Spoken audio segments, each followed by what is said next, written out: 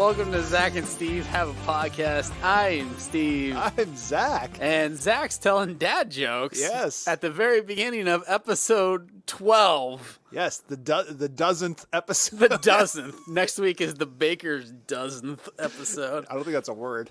Yes, it is. Dozenth?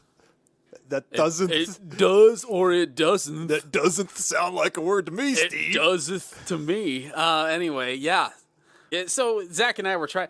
Our podcast studio is our office at the church, and it gets in. There's no air conditioning. It's called a sweat box. It is. It really is. So, but the teen room itself is freezing. Is an ice box. So we open up the door, but we noticed that when we're talking, there's an echo. There's a noticeable echo, so we had to close the door. And that's what that awkward transition was. But we're leaving it in there because we want to give you just the genuine, like you are in the room with us. You're experiencing this with us. Why not? It's not professional, Stephen. We're professionals. I think professional. This is our dozenth episode, Stephen. This is the dozenth episode, and it doesn't sound like we're going to get much further. So give me your best dad joke. My best dad. I feel like dad jokes come up on the fly a lot of times. Yeah. It's usually relating to a situation. Yeah, I can't just come up with one. You can't? No. What's your favorite dad joke? See? Yeah, I know. Impossible. Why is that so hard? Like impossible. I tell stupid jokes all the time to my kids, and Luke is the dad joke master. Yeah. He loves dad jokes. But I can't think of one right now. Elliot's the joke master. He actually is known in his school to be the joke person. Is he really? They started this thing, Elliot? the joke of the Yes, Elliot. He does the joke of the day at school. It started through him. He'd go to his teachers and say, "Hey, I got a joke for you." And so they would put it on the announcements in the morning. Oh, goodness gracious. And so that became a thing. So they would do a joke of the day at the school. So Elliot would come up with jokes and go tell the teacher, and it was a thing. Elliot's joke of the day. Elliot's joke of the day. Yeah. I got a joke his favorite joke is this. What is brown and sticky? A stick. That is his favorite joke. He tells that all the time. So there you go. There's my dad joke. So good. I know. Yeah, you were waiting for that. We were waiting with for bated that. breath. I could see on your face. Bated breath. Yeah, that's what you say. Yes. No, that's the only time you use the word baited, though. Yeah. Well, no, it's not. I baited a hook. I guess you was wrong. You was wrong, boy. Anyway, so this week we're not going to get right into the discussion. I thought we'd talk about something fun. We always do that, We always do. Tis the tradition of the podcast. Does Zach and Steve have a podcast? Zach and Steve have a podcast. And we will do our traditions week in and week out. So this week, let me tell you about something, Zach, that I do. And Sarah loves that I do this. But is this something... I don't even... Can I tell you about something that's bothering me? Yes, I would love that. Can I just tell you what's bothering me, Zach? Is it me? Zachy? No, it's not you. I mean, yes, but that's not what I want to talk about right now. No. So I have an eBay problem. Have I told you about my eBay problem? You tell me about all your problems. Is this... I guess the eBay problem is just the latest long line of problems you've been telling me about. Tell me about all your problems. Oh, I do though. Yeah. What's your eBay problem? Are you saying that I just complain all the time? No, I'm just being funny. Oh, okay. Yeah, you're lying. You're such a freaking liar. Anyway, so yeah, I have an eBay problem. Well, I'm a seller on eBay. I've been a seller on eBay for a long time. Doesn't sound good. No, it sounds a little shady there, Stephen. It's not. It's a legitimate business. It's a side hustle. But yeah, I sell collectibles on eBay but I also buy a ton of collectibles on eBay. Okay. And so I'm in. What's your rating? What's your eBay rating? Oh, 100%. 100%. 100%. Everyone who deals with you. I have only had one negative review. Did you take him out? Did I take him out? Yeah. Yeah, we Did you have words? We had words. It was. Gosh. Okay. I'll tell you my negative. It like bothered me for a long time because I was a top rated seller for a long time.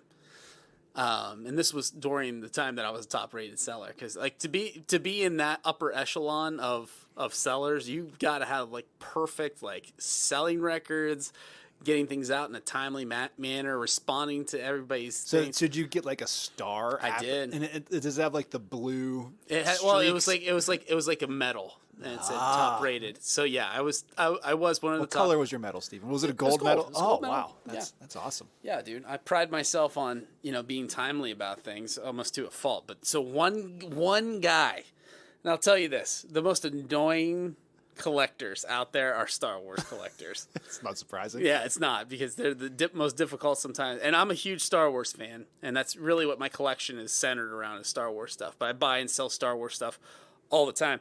Anyway, this guy, he's like, instead of asking me a question, he made his demands. And his name even had Jedi in the title. Oh, okay. So this guy was like, he was all Star Wars. So he was like, trying to like manipulate you. Yeah, he was trying to tell. He was using the Force upon you. Yeah. He was like using force manipulation, whatever that thing is, like the mind trick of Obi-Wan. These are not the droids you're looking for. Whatever.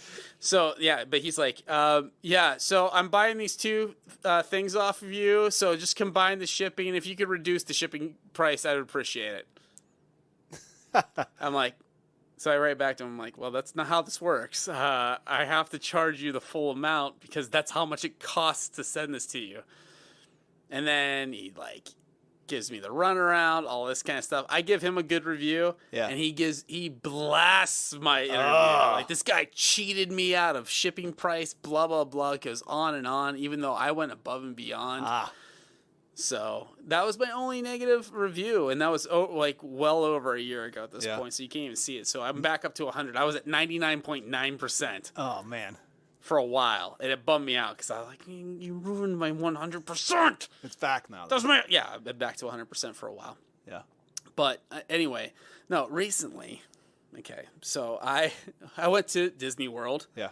A couple months ago, and when I was down in Hollywood Studios, I went to Galaxy's Edge, where Star Wars stuff is, and they have their lightsaber shop. And while I was there, excuse me, while I was there in the lightsaber shop, they are out of the two lightsabers that I wanted the most.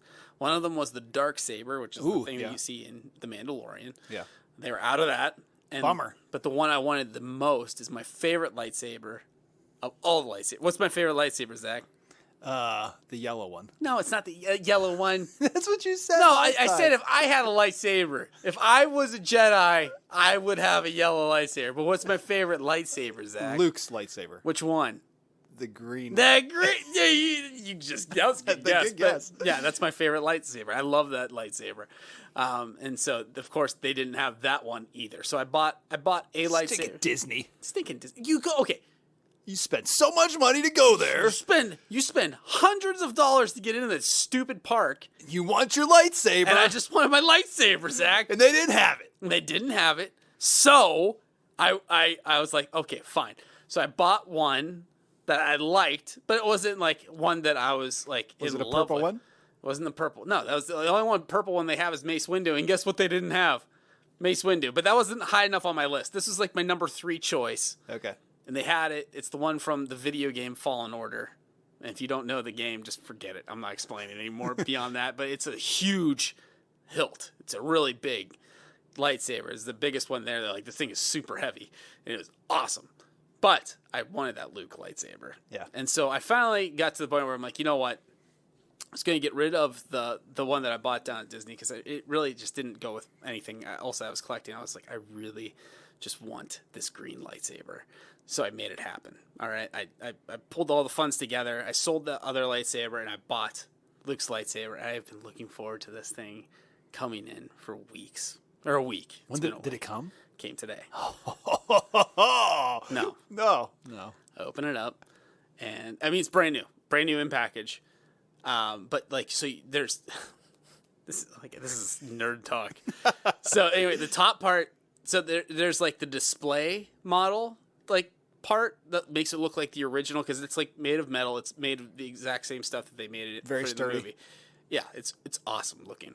And it looks perfect. but you unscrew that and then you put the cap on, like the top on it, so you could put the blade in it, so you can ignite it and like have your Swing. yeah. That's not the sound. What is golfing? You can Swing. tell. What's the sound?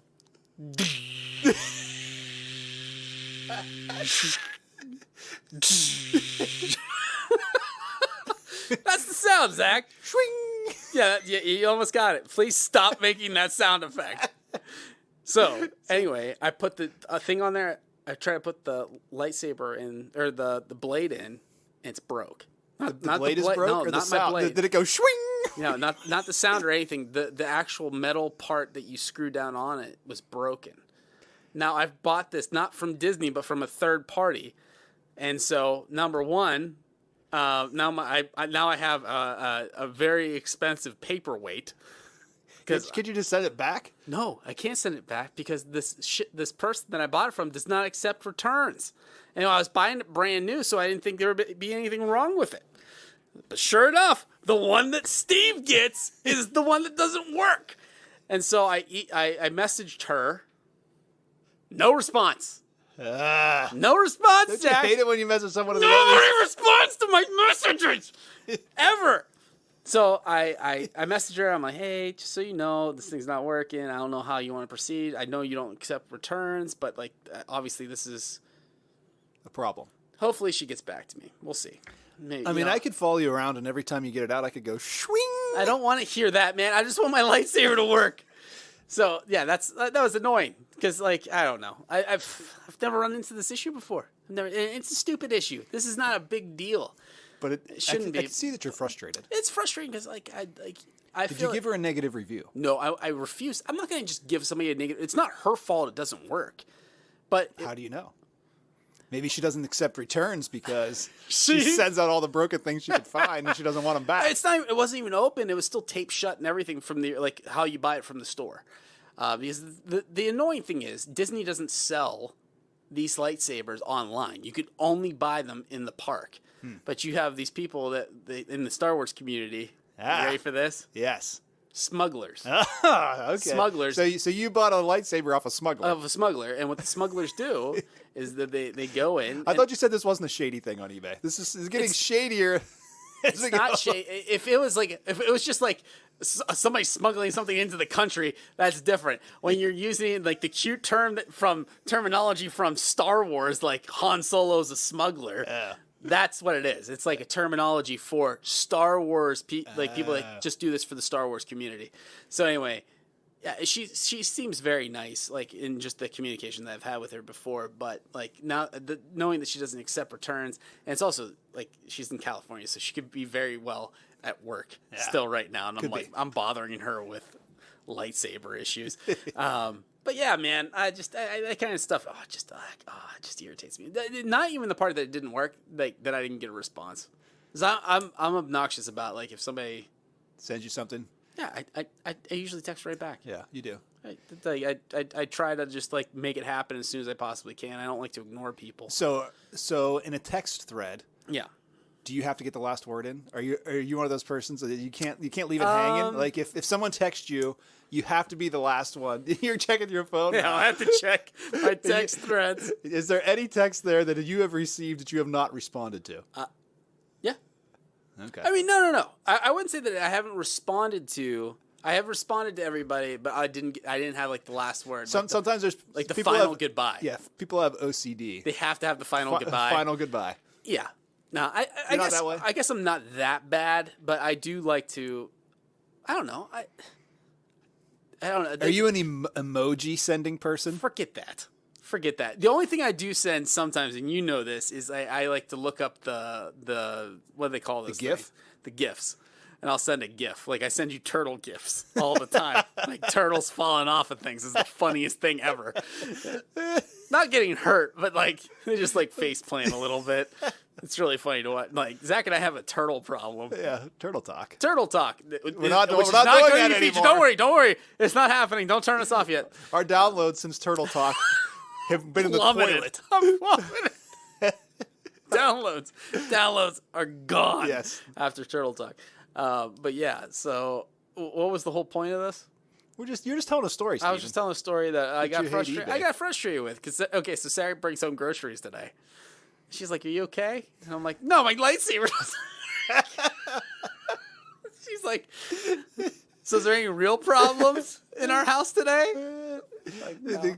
The kids are like bandaged in the corner and like starving. I'm so hungry. Well, Pete's had the same diaper on all day. Yeah. No, I honestly. Dad's in the corner over there crying. Let me tell you. Okay, so we did the thing that you hate the most in life, Zach. And that's probably going to Target. Yep. Oh, That's right. exactly it. We went to Target today because my baby girl, Zach's new at drinking water. He's just trying this today. No, we went to Target today because Ava. Okay, so Ava. Oh gosh, this kid is like the cutest little thing ever. She gave up sucking a binky, like a pacifier, which was really hard. And long story short, last week, I come downstairs at 11:30, and as I'm coming down the steps and I make the turn down the steps, I look down and there's a little human with these big blue eyes staring back at me, and I'm like, ugh! I'm like, Ava, what are you doing? Why are you out of bed? She's like, I was looking for a binky. When was this? Last week. Okay. So like 10 days ago, right? The first night of her going without a binky, she was like having a meltdown. She was just like, I need it. I need the binky. I thought for sure she was going to go steal Pete's off of him. Oh, No. Like recycle the binky? Yeah, who like cares? Brother spit? Who cares? Gross. She doesn't care about that. All she cares about is that binky. She needs that binky hit. All right. But so so the story goes like this. Backtracking a little bit. At 10:30, Sarah goes and checks on Ava, and she has a binky in her mouth. Ooh. At 10:30. And so Sarah wakes her up and says, "Where'd you get the binky?" She's like, "I found it downstairs in the basement." She went all the way down the basement by herself at 10 o'clock at night. That's how man. brave this 3-year-old baby, the girl, is. Wow. Like, she needed a binky, and she saw one down there at one point and was like, I need to go find that binky. So anyway, she finally broke the habit, and she's doing really, really well. And we told her, like, you go over a week without a binky, we'll get you a special prize. Ooh. Like, so whatever you want, and you get to tell us where you want to go. And she's like, I want to go to Target. Target's my favorite store. You ever brainwashed? I do have her brainwashed. Target's my favorite store, and it's her favorite store. It's my least favorite Well, store. you know, she was between two stores. She said, are all the old man sounds that are coming out in this episode. Sorry. My God. I have water in my lungs, Steven. I'm trying to not die over here. Sorry, buddy. So it was between Target and Easter Bunny Lane. This is what she calls Cranax. Well, you're a terrible person. Why? You have her so brainwashed. The Easter Bunny Lane is fun. You go to Target. No, There's Easter Bunny nothing Lane's fun not in Target. Easter Bunny Lane's not open right now. Well, I guess that's And true. she had the choice. I said, you could go wherever you want to go. I said, which store do you want to go to? She said, I want to go to Target. They have more stuff. And I said, okay, let's go to Target. So she got to pick out a toy today. But like I was saying, like, it would have been your worst nightmare because we were at Target for a long time as the kids. Because Luke, I don't know how Luke does this, but all of a sudden today, he had like $40. Really? Yeah. Well, I think I understand. Why? His father sells things on the black market, and he is eBay is... You jerk. he's like he's Do out there not sell swindling things his on the friends. Black market. He's swindling his friends. No. My son's not a smuggler. But anyway, How'd you end up with $40, Luke? dude, okay, he starts out with like 18, and then he's going through his wallet, all these different compartments. He keeps finding money that he's hidden in these different compartments in his little tiny stormtrooper wallet. I'm like, where you get all this money? He's like, I don't even know. Like, okay, buddy. Like, I said, only if there's something that you want. Don't just go buy just to buy. What did he buy, Zach? Do you know what he bought?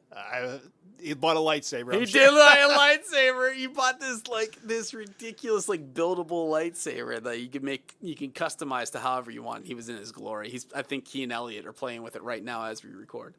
Nice. So anyway, that was our day. Do you have anything fun going on? We're 20 minutes in already. Wow, we should probably start let's talking talking about what Abraham we should be and talking about. yeah, Abraham. Yeah, Father Abraham. we were trying to think about what's a good topic to talk about, and last week I spoke in church and Yes, you did. talked about. You did a great job with it, man. You got Thanks. to speak back-to-back weeks. I did, and we were in series talking about the names of God. Yep. And I got the first pick. We kind of had me and Pastor Tim had a names of God draft. Yep. And he gave me the first pick. And my first overall pick in the names of God draft was Kenny Pickett. yeah. I don't think we got Kenny Pickett in last episode. No, we didn't. I don't think we did. No, Anyway, no. Go ahead. I kidding. chose my first round pick Yeah. was El Rohi, Oh gosh. the God who sees me. El Rohi. Yes, and it's E-L-R-O-I. E-L-R-O-I. Some people pronounce it Elroy. Elroy. His boy Elroy. Yes, I don't like the Jetsons. Who does? Is there any Hanna-Barbera cartoon that you could look back on and be like, that was my favorite? I like the Laugh Olympics. Let's move on. what are Yogi you? Bear? I have no idea what you're talking about. The Laugh Olympics? That's not even a real thing. That's a thing. Look it up. You made that up. L-A-F-F. Laugh. It's L-A-F-F, Stephen. Laugh Olympics. It's not even spelled right. Anyway, yes, El Rohi, the God who sees me. And the reason why I chose that first was it's kind of at the heart of who we are as Christians. We did other names of God. Jehovah Jireh. My provider. Yeah, the God who provides. Jehovah Shalom, the God of peace. And we talked about praying to God, using the names of God as a way of communicating with him. Because the names of God describe his character. Times in the Bible where he has, walked alongside someone or helped someone out in a situation and they've named him and given him these names. But El Rohi, the God who sees me, it's the fact that the God who created everything, the God, the El Shaddai, the God Almighty, right? That he desires to have a relationship with me. And it kind of blows my mind when you stop and you think about it. The God who, infinite in wisdom, knowledge, power, is vulnerable enough in a sense to worry about the affairs of my life. It is. It is an amazing concept, like to really just sit back and meditate on. Yeah. Who was I listening to that kept saying, have you ever heard the term navel gazing? No, I have heard it, but why in the world did you bring it up, Because, Steven? okay, so I was listening to Matt Chandler last week. And he was navel gazing? No, he kept talking about how people navel gaze. So during his Look at somebody's belly button? Do you know that's literally what it means? Like, so back in the times of the Greek philosophers, like the great Greek philosophers and all that kind of stuff. Not that they were great, but like what we would consider that period of time. They would stare at their belly button as a form of meditation. At their own belly button? At their own belly button. Like they would stick their guts out. We should try that. And stare at their belly button. So when you should take 10 seconds. When you or I said meditation, they would literally stare at their belly buttons as a form of navel gazing.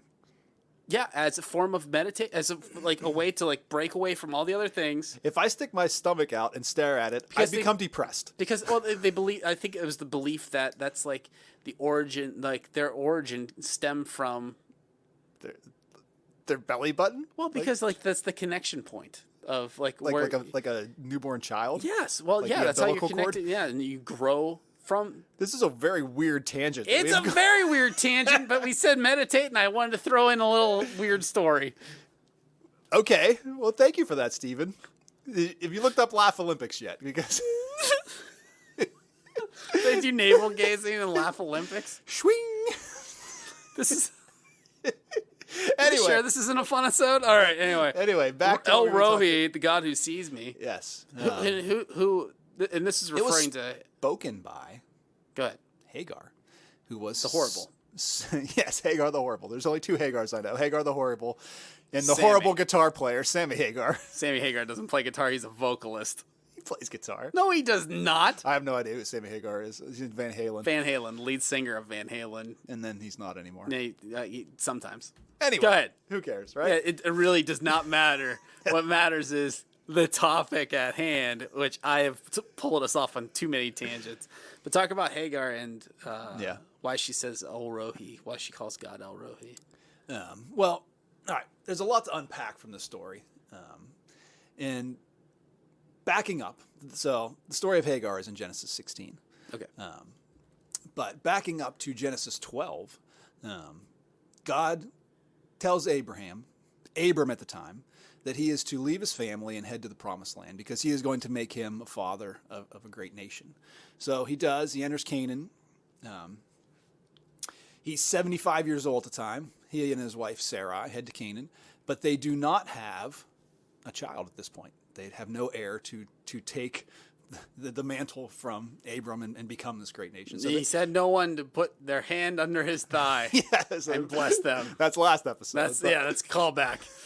But so they get there. First thing that happens, there's a famine in the land. And this is where you need to go, but guess what? There's a famine there. So they head to Egypt because evidently down by the Nile River we got lots of stuff going on. On the way down there, all right, the point of what's going on here is Abram and Sarai at this time are broken people. And God uses broken people to accomplish his will, right? Mm-hmm. And we're going to see that with Hagar here, the God who sees me in the midst of all this going on. But anyway, I like telling this story because I think it's pretty funny. I thought you were going to say it was profound, but yeah, okay, funny. Funny and profound at the same time, okay? So Abram, heading down to Egypt, looks at his wife of 75 years and thinks, you are very attractive. And if I go into Egypt with you as my wife, they are going to kill me. Yes. And they are going to take you away. Yes. So for my benefit, what we're going to do is you are going to be my sister when we get down here. And I'm going to reap the rewards. Did you talk about this during your message? I did not, but I so wanted to tell the story. And Laura kept saying, you're not allowed to tell the story, even though it's very funny. Should I be allowing you to tell the story on the podcast? Yes. Oh, please, by all means then. because this is funny. So he looks at his wife, and you know those older couples, the longer that you are married, yes, you begin to look like each other. Yes. So he looks at his wife Sarai and thinks, you could pass as my sister. They head into Egypt, and sure enough, Pharaoh's like collecting beautiful women to be his wife. Oh yeah. Sarai sees her, because his people see her, and like, guess what? You can come live with me, right? And so the point of the story is this. They get there. Abram's like, yeah, that's my wife. That's my sister, right? Yeah. And so he begins to get lavished upon by Pharaoh. He gets slaves. Yes. He gets servants. He gets all of this wealth. And then God brings, plagues upon Pharaoh. The precursor of the plagues that happened in Egypt. Yeah, what happened, in Exodus. Yes. Pharaoh is like, what are you doing to me? Sends him out. So he heads back to his land. Because he finds out that it's his wife, not his sister. Exactly. Yes. Heads back to his land. But now he's very wealthy, right? Mm-hmm. But it was a not trusting God moment in his life when he did this, because he thought that he was going to be killed because of his wife, right? And he didn't trust that God had him. He promised a great nation through him. He didn't have any kids yet. This wasn't going to happen. This famine sent him away. He didn't trust God enough, and now his wife ends up in Pharaoh's harem. That's a terrible thing. Okay. Leaving this and harem is like a collection of wives, yes, essentially. Exactly. Yeah, or concubines, that kind of thing. thing. I'm sure Sarai is not happy about this. I wouldn't be if this happened to me. So they go back to Canaan. God re-ups the covenant with Abram in chapter 15. Yes. Okay. He says, you know what? I'm going to make you, the father of a great nation. From you, there is going to be a great nation of people coming. Yep. And Abram says, guess what? I don't have any kids. And God says, I'll take care of that. The very next chapter is chapter 16. Mm. And Sarai says, hey, guess what? I don't have any kids yet. Take my slave, Hagar, and let's have a child through her. I'm going to give you as your wife. Yeah. Let's have some children. Putting the cart before the horse. Yes. And Abram goes, all right, hon. Sounds good to me. Yeah, it is like that. That's like it's like the most head scratching aspect of the whole story. And I figured it out. He's still in the doghouse from that trip down to Egypt. The caravan that went down to Egypt 5 years ago. Yeah. He's still in the doghouse because whatever Sarah's saying at this point, like, yeah, honey, that sounds great. Okay, like, especially I called you my sister. Yeah, she's like, this slave I have. You know where she's from? She's from Egypt. And as soon as she says the word Egypt, Abram's like, all right, darling, whatever you say. Yep. Right? Yep. So anyway, so they go outside of God's will. All right, they do that. Hagar becomes pregnant, and in that moment, Sarai is upset because Hagar begins to act out and doesn't like that she's being mistreated and stuff. So they send her away into the desert. And this is where the heart of the story comes in. Hagar's out there in the desert, going off to die, essentially, because she is sent away from Abram and with her child, pregnant. And God meets her in that moment. The angel of the Lord comes. Oh, she didn't have Ishmael already? No, she was pregnant. She was pregnant with Ishmael. Okay. She was pregnant with Ishmael. She actually gets sent out later again, but no, that's right. yeah, that's right. The second time. So she's there, and I love what the angel of the Lord says to Hagar in that moment. You would think the angel of the Lord would come and like thunder some sort of command, right? But God doesn't in that moment. The angel of the Lord says, Hagar, where have you come from, and where are you going? There's a conversation that is coming there, and the thought that God would send His messenger, the angel of Yahweh, right? This being who is, I did some study on who the angel of the Lord is. Some people think it's Jesus there. Yep. Some people think it's just an angel. But I was watching a podcast on who the angel of the Lord is. It's this idea that God sends Himself as a messenger, like a way for us to experience God without being in His presence, right? Yeah. So it is God in a sense, but in a form that we can experience them as a human. Like the angel of the Lord is God's messenger as His you're being. saying that the Father appears like as a messenger through the angel of the Lord. Yeah, that's. Oh, so it's like his hair, not a herald, but like a vessel. Yeah, so like whenever He appeared to Moses in the burning bush, like God said. Oh, like an avatar. Like kind of, yeah, kind of like. Well, that's not just a term like to describe the stupid blue people movie. Like Avatar is something that is used to be a representation. Yes, it's like a vehicle for something else. Right. So God showed to Moses as this burning bush. He says, take your sandals off, where standing is holy ground. Mm-hmm. So the angel of the Lord, the angel of Yahweh, is a different being than just a regular old angel. It's God coming in a form that can interact with man, and Jesus is God coming as what man. Podcast were you listening to that was going into the details of? It was the Bible Project. They did. It was Bible Project. Yeah, they did It's just so we could cite our resources. So the angel of the Lord then is talking to Hagar and having this conversation, right? And they say, Hagar, why are you doing this? Where do you think you're going, right? And why are you leaving? She says, well, I'm being mistreated by Sarai, and I'm just out here, like I'm just running away. And God gives her something to do, a very difficult task. I want you to go back, and I want you to submit to Sarai, because I'm going to make the child that's in your womb right now. You're pregnant, going to be a great nation, Ishmael, and tells her to name her Ishmael. God hears, and in that moment, she names God. The God who sees me. Verse 13 of chapter 16 says, so she named the Lord who spoke to her, you are El Rohi. Yes. For she said, in this place have I actually seen the one who sees me. Yeah. And so we had talked about names, and that was kind of the whole essence of our series was the names of God. And I was talking a little bit about names and who we let give us names. Because when you get a name from someone, it gives you you allow them to put significance on your life. Like your parents named you Stephen for a reason, right? You named Sure. There's a reason why. Dad's middle name. Yes, exactly. There's a reason why we choose names. There's a reason why I'm sure you chose every name for your child and middle names. There's a significance for it. Yes. And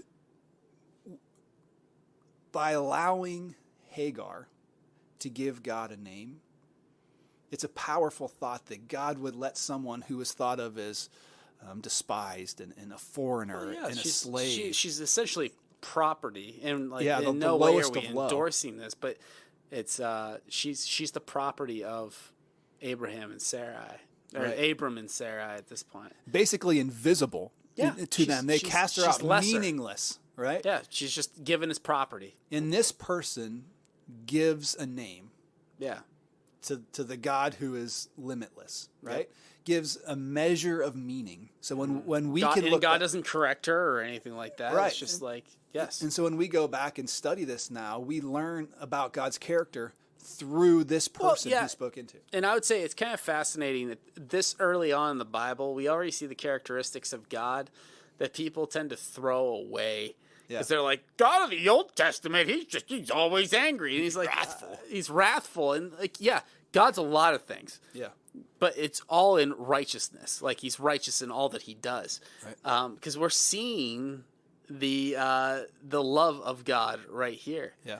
Is Hagar is a nobody. Yeah. Is nothing. She's not one of she's not in the line of God's chosen people. Even though God's chosen people is very young in its existence, it's pretty much two. Yeah. Right. It's Abram and Sarai, and like what's going to come from them. And as we've seen here, it's not like they're batting 1,000 on living a holy, perfect life here. They're not great. They're not great, but he loves her too. Yeah. This Hagar, who is just like who is just tossed aside. It was like, here's some goats and take Hagar with you too. Yeah. Like right when they leave Egypt. She's nobody. Right. But she's God's creation and she's somebody, which gives each and every one of us like this glance at how God views his people. Like, he loves every single one of his creations, whether we claim to know him or trust him or not. He desires a relationship, and he's proving that with her. Yeah. But go ahead. I'm sorry, Zach. I derail. No, and then I think what we can draw from it is just obviously Elohi, the God who sees me, but a lot of times I struggle with, and I know it's a prideful thing, but I struggle with feeling invisible. And feeling like no one sees things that I do. I don't know if that's something that you struggle with. Yes. Like, I know it's not something that I should say out loud. You know, what's like that? You struggle to see that, or you struggle with the feelings that people don't realize that you're doing things. I struggle with. I think it's just a natural thing when you put in extra effort, like at work or something, sure, or at home. We talked about before, like when I do the dishes, I want to be recognized for doing the dishes. Oh yeah, yeah, stuff like that. No, but just it's a prideful thing where you do something and you want someone to give you a pat on the back, or you do something and you at least want to be recognized for what you do. Yeah, it's a prideful thing, I know. But then there's just always a struggle with feeling like invisible in the fact that does it even matter? Does what I do even matter? Am I even making a difference? Yeah. Right? And it's something that I struggle with sometimes, just in moments of weakness and vulnerability. And when you're at night, like, you know, getting ready for bed and laying in there and just thinking about the stuff of the day and struggling with that. And I had that moment the other night where I was feeling down. Work was terrible. I was putting in extra hours, and you know, people kept calling me and saying, "Hey, can you do this too?" I'm like, "Do you realize what else I was doing?" They want more. Yeah, yes, they want more and more and more and more. And you know, I come before God and say, you know, I just don't want to do this anymore. Like I feel like no one sees me, no one understands what's going on. I wonder if I stop doing this, if people will understand at that point. What I'm doing. Yeah. And that's a very selfish thing to think. Oh, yeah, sure. But in that moment, God spoke to me because I had been studying to speak about El Rohi. And he said, and it very clearly I felt, you know, the Spirit speaking in me saying, I see you. Yep. And that's all that matters. And I had this thought, it brought to mind this idea in the Old Testament where, you know, lift your eyes because, you know, that's where God is, right? Lift your eyes to the hills because that's where your help comes from. It comes from the Lord. And it was as you lift your eyes to me. Don't look down at all of the things that you deserve, all of the things that you should be getting, all of the stuff that's swirling around here. Focus your eyes on me because you're doing this for me, right? Or are you doing this for yourself? Yeah. And it spoke to me in that moment. I see you. I know what you're struggling with. Don't look at that. Yep. Look at me. And it made me realize that He sees me at all times, whether I'm close to him, whether I'm doing what he wants me to do, whether I'm doing what I want to do, whether I'm happy, whether I'm sad, whatever it is, his eyes are on me. And there's a comfort in that, knowing that the God who made me, the God who loves me, the God who redeemed me is watching me and desires me to turn towards him. Yeah. I mean, and what it all comes down to is like, in just talking about the idea of wanting to be seen, it's like we want to be seen because we want to be validated in everything that we do. Yeah. And we get lost in the validation of man. Yeah. Because it's the quick, easy fix, right? Like if I come alongside you and say, "Attaboy, Zachy," makes you feel good. Yeah, it does. And then I want that more. And it's immediate satisfaction. Yeah. And then it leaves us longing for more. But what we have to like step back and look at is, if I'm doing what I'm called to be doing, and that's not like, okay, and listen, just a quick aside here too. Your job that you do every single day, your career, is not your calling. Yeah. Not necessarily. Right. Like, you could be called to be in a place, but it doesn't mean like that's what God's call. What God's call is on every single one of our lives is what? Doing his work, doing his ministry, doing his will. Yeah. That's the call on our lives. Not that like your jobs don't matter. They do, because they provide for your families and all of that. But when we start looking at ourselves, are we doing God's will? And then secondly, in doing God's will, are we looking for validation from anyone except for God? Yeah. Like, and that's the thing. Like, even for me as a pastor, I want validation to know that I'm doing a good job from people. Like, hey, Steve, that was a really good message. Hey, Steve, like, thank you for doing all this extra work. You know how often I hear those things? Not very often. Never.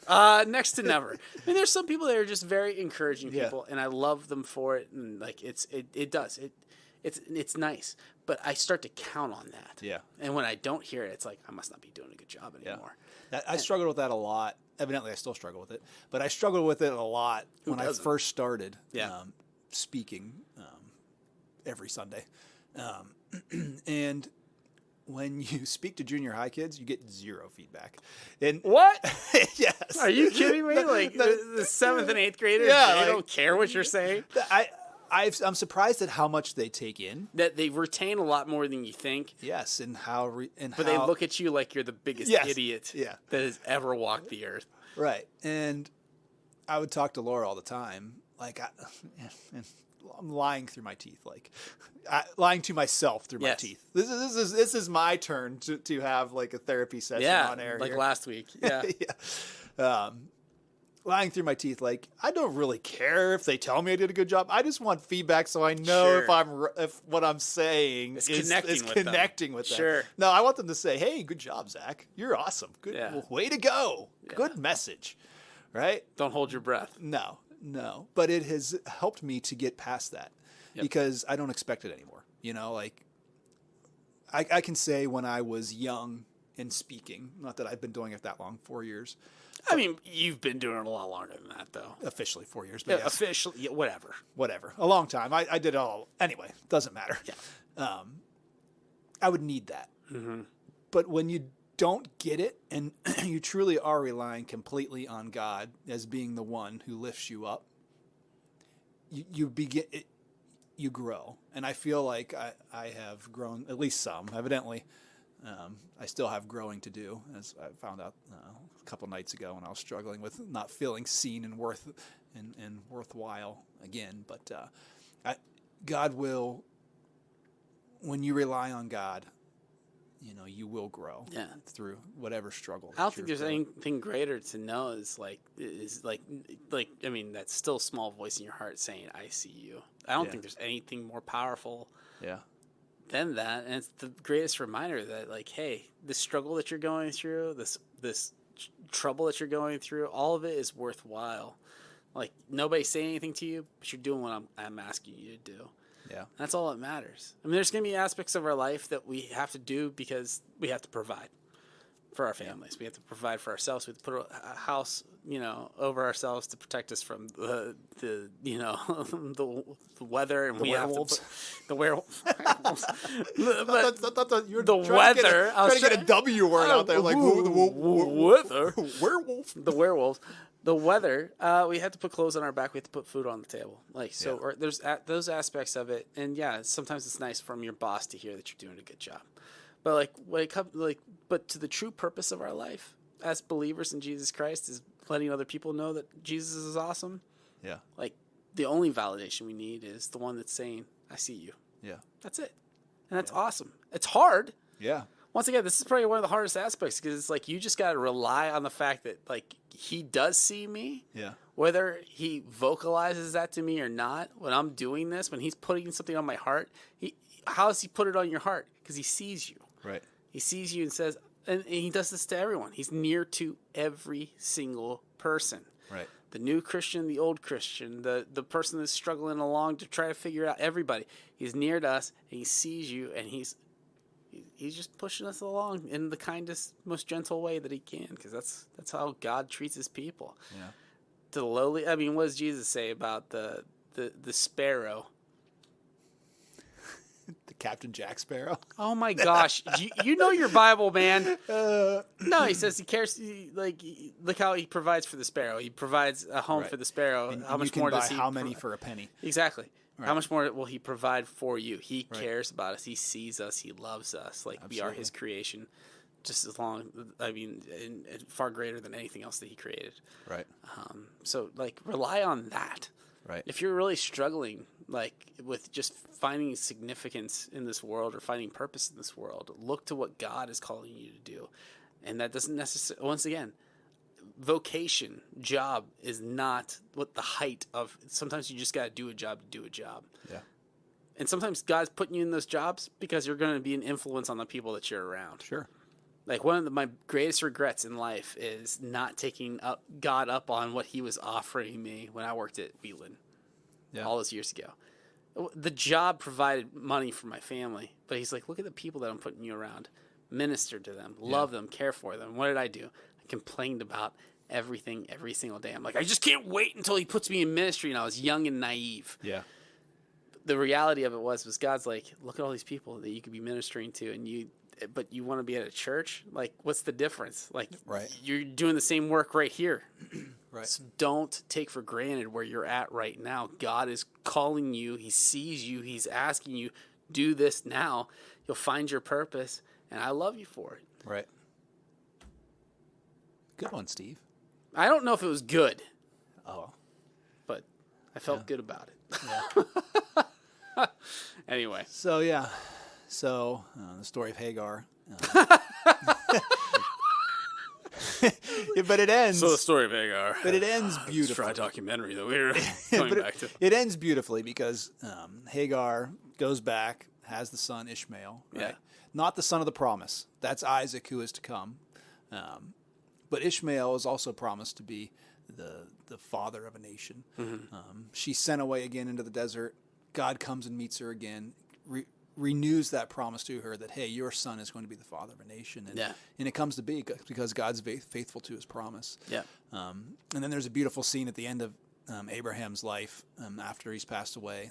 Isaac and Ishmael bury him together. Yeah. There's a restoration that happens here. And then Isaac lives with his family at the well where God met Hagar. Yeah. It's beautiful, right? It's God is showing, hey, I've got you. All of this family drama that went on there, right? Ishmael being sent away and that brokenness that is there. God can restore. Yep. God can restore any relationship, even the most broken. Yep. Just take it to him because he sees us. Yep. And he loves us and desires for us. Yep. To be in relationship with him. I don't think there's any greater reminder than that. I think that's a perfect place to end. Yeah, this episode. Well, for episode 12 of Zach and Steve Have a Podcast, I'm Zach. I'm Steve. And we will see you next time. Love you. See you. Bye-bye. Bye-bye.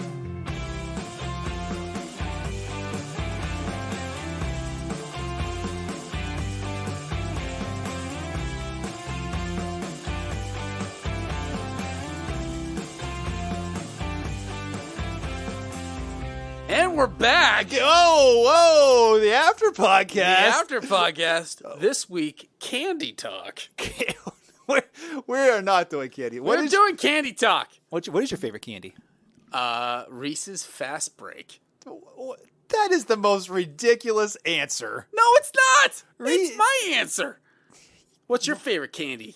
What is my favorite candy? It's the right answer. Here we go. Peanut M&Ms. You're a 90-year-old man. What do you mean? I didn't say Werther's original. I have to put my dentures in so I can eat my peanut M&Ms. Yeah, it is an old man. There is no way that peanut M&Ms man. are on the same level as Werther originals. Werther. Okay, fast story. Okay, let's talk about old man candy. So when I worked like that candy with the yellow wrapper that old people always. That? That's always where in does that that bowl? come from? Either that or the one that looks like a little strawberry. Yeah. Yes. What is that? Yeah. Josie. What is that? Doesn't Josie always have those? Yeah, she does. All old people and Josie. Yeah. She's an old soul. No. So, okay. When I worked at, I'm not going to say where I worked at, but I worked the reception desk sometimes at this place that I worked. And one of the clients that would come in, and like wait for like his advisor, he would come in and we would have a bowl of mints, like the hard mints that like are peppermint striped. You know what I'm talking about? The red and white, the red and white peppermint striped circle ones. Yes. mints. Okay, that you put in your mouth and you suck on like a lozenge. Yes. Right. Sometimes they're green and white. Sometimes they're green and But white. these were the that's red and white ones. wintergreen. Yes. Gotcha. These were peppermint. They were the red and white ones. This dude would stand there and he would put them in his mouth and just slam them. Like, chomp down with his dentures. Like, stand there, talk to me. And he would, Zach, no exaggeration, 20 of them. It's like potato chips. He's just popping them in his mouth. I'm like, hey, we have other people that come in here. That's ridiculous. Yeah. So, yeah, he would just eat, like, all these candies. I can tell you're still shaking from this experience. It was almost 20 years ago. 20 years ago, I could still hear him chewing on them.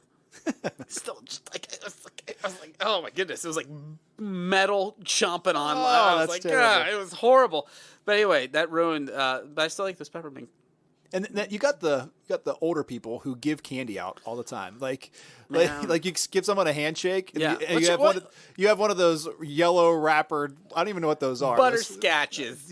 In your hand when you're done. But they're not the hand. Werther's butterscotches, which are actually good ones. These are like the Aldi brand. Who knows what they are?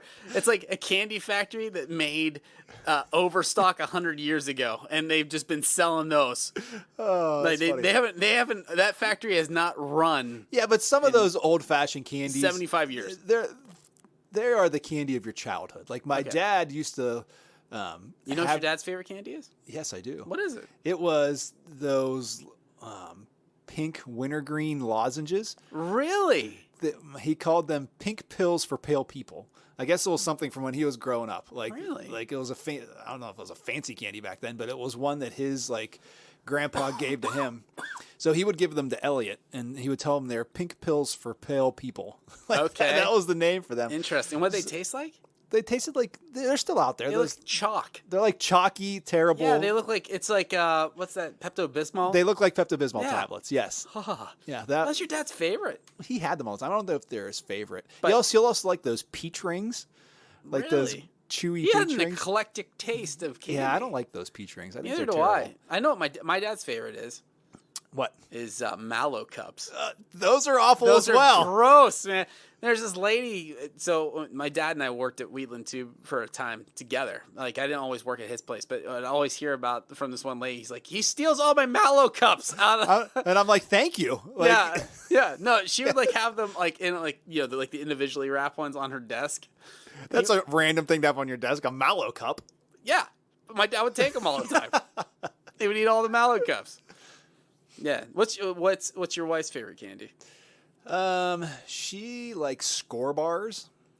Oh, that's right. I knew it was something like it's off kilter. Random. Yeah, Score bars. I think it's something from her childhood. It has toffee in it or something. Yeah, they're like real skinny candy bars that have toffee in them. Yeah, I don't mean off kilter like it's a bad thing. It's I just mean, a off weird kilter, one. like it's like not something. I think it's SKOR. Yeah, SKOR with like the random two dots over the two dots over the O. two doppelgangers over the. Sarah is okay. My wife is a dark chocolate person. Ooh, I enjoy dark chocolate. Dark chocolate is my preferred. So I'll just buy her random dark chocolate whenever. But I think I would venture to say that her favorite candy is Mounds bars. There is something wrong with your family. Mallow Cup and How dare Mounds you? bars? Hey, my wife, there's nothing wrong with Sarah Mikulski. And Mounds bars are terrible, She's also though. not a Mikulski by blood, all right? But no, they're not. They're very good. Mounds bars are excellent. They're the ones that have the coconut in them, right? Yeah. Anything with coconut in it is awful. Coconut is gritty. I don't mind the You're flavor. gritty. This conversation is becoming gritty. We have our first drag-out fight over candy bars. I knew candy talk was a terrible idea. No, Sarah, but Mounds bars and oh gosh, what was the other one? It was. You better not say like Peeps. No. I don't think she likes Peeps. I think she'll like them if they're like, you know how some people like stale Peeps. Yeah. I like that. Yeah. No, there's another. It's another. Oh, it's York peppermint patties. Those aren't bad. No, I like York peppermint patties too. But that's dark chocolate with mint. Yeah. Which, funny enough, Zach, do you remember? This is very early on in our friendship. I do remember. We had a Chopped episode. Was it Chopped? Was that what it was? There was a TV show out called Chopped where they would give you like 4 ingredients. Random ingredients. And you'd have to make a meal out of those. And Zach and I. Yeah. So we had like a friend group of 4 different friends, like couples. And so the guys had to pick out the 4 ingredients for the wives to make a dessert to bring. Bo chose, what was it, like whipped cream or something? Something very... No, he chose... raspberry. Was it raspberry? I think. Yeah, but it was something usable. Yeah. Then our buddy Will, was like, vanilla. Yeah, like... What the heck is wrong with you? Vanilla? It's in everything anyway. Yeah. Then you said, what? I said Andy's mints. Yeah. Okay, how can I ruin everything? I love mint flavored stuff. But it overpowers everything. But it overpowers everything. So you got to go into it knowing that like it's just going to be mint. Yeah. And then I said, I forget. Coconut. Oh, what a terrible and dessert guess that what? was. Yeah, it was weird. Nothing tasted right because of mint and coconut overpowers everything. Mint overpowers everything. Coconut and mint together is awful. Yeah.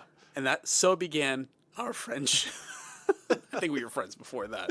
But that was funny because we're not going to be friends much longer if we keep talking about candy bars. No. What was your favorite candy? Peanut M&Ms. Thank you for listening to me, Steven. That's it. This podcast is over. That was 10 minutes ago. 10 minutes ago. I'm done. Hey, for Candy Talk, I'm Steve. I'm Zach. And we will see you next week. Shalom. Swing. Oh, gosh. No.